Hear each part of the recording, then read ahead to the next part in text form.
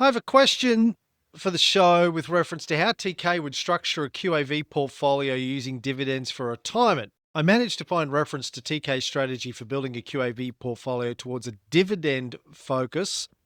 Season 4, episode 22 and season 4, episode 40. TK says to filter the top scorers on yield, which suits someone retiring.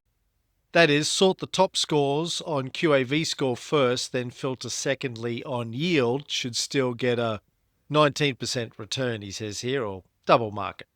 Is a 15 to 20 stock portfolio still the recommendation when going into retirement mode, or a smaller number, say 5 to 7, as it might be difficult to get 15 to 20 stocks with yield greater than bank debt? Cheers, Mark.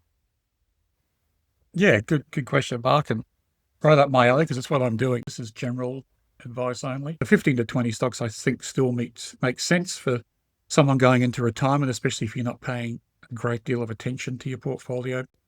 But what you've said about ranking the buy list and then ranking it for yield is exactly what I do.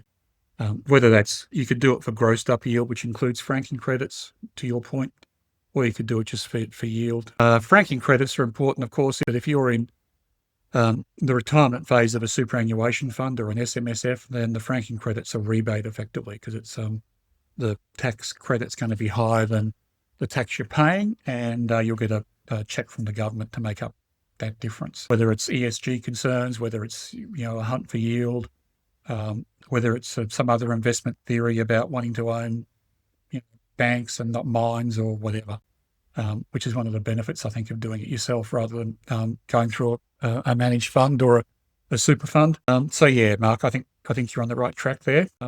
One thing I would say, which I think has been happening for our portfolios, our dummy portfolio anyway, is that the yields become a bigger and bigger portion of the performance over time. So if you are using dividends to fund your lifestyle in retirement, just realize that the capital portion of your portfolio is not going to go up at double market. It's because you're taking the yield out, so it'll go up at a slower rate than that. But I find it's still better than putting it into an index fund, which is going to be a lower return anyway.